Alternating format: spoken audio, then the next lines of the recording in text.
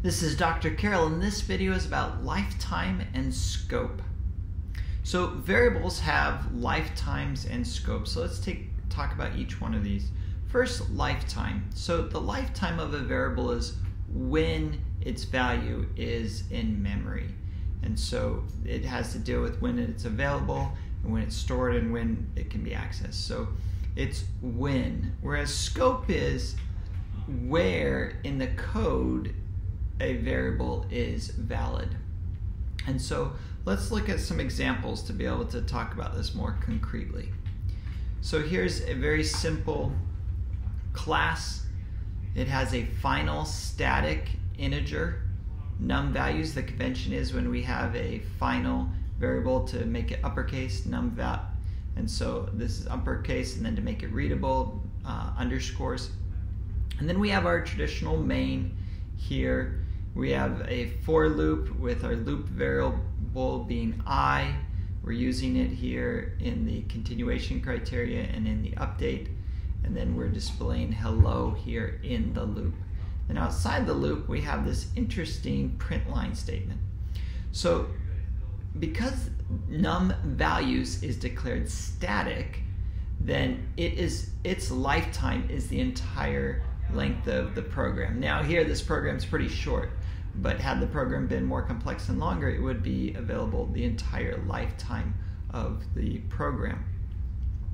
And so let's look at some other variables. Here we have the args, which is a parameter, so its scope is main. Anything in main can use args. We haven't, so it's available, but it's not available for, say, in another method and things like that.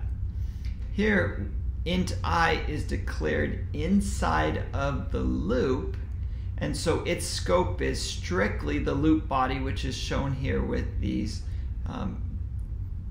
braces. Okay, these braces indicate the scope of integer I, int I here. They're strictly defined in the loop body here.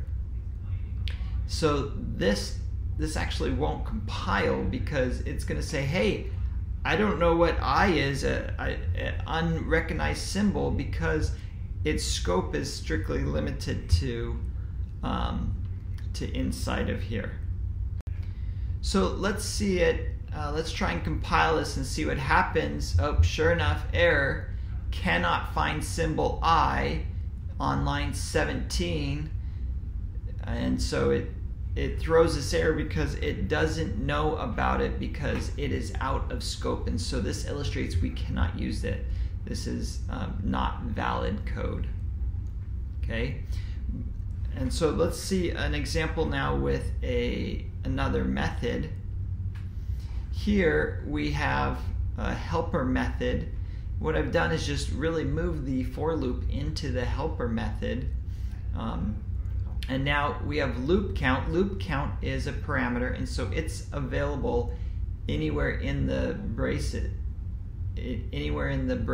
here of the method. So we can use it in the loop, we can use it after the loop, any of that, as shown here in the loop. I still is limited to the for loop. We don't have anything after the for loop, but if we did, we could not use I with it.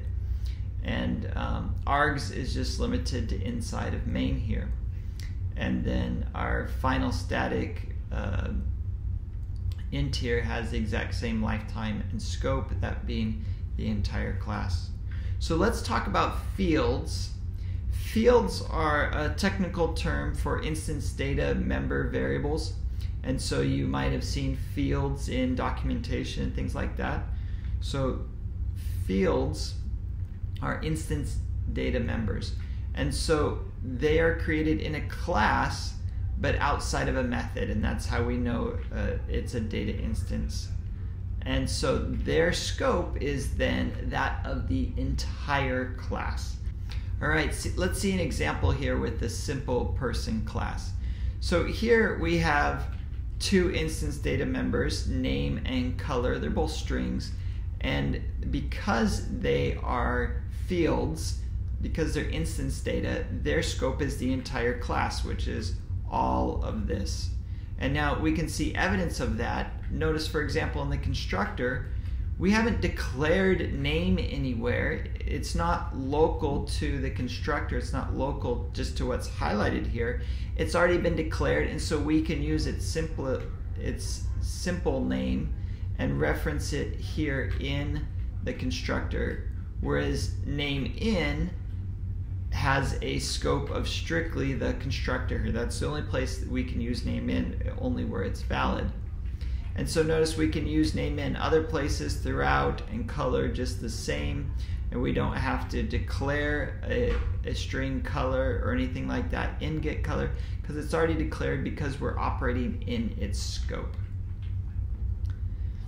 And so now if we had changed this to in and chosen, then this shadows the data instance member, and we can't see it because scope goes with the most closely, the closest scope is what is assigned to a variable. So here name is the closest scope here as the parameter instead of the field, and so that's why we have to do something like this so that we name it so to differentiate.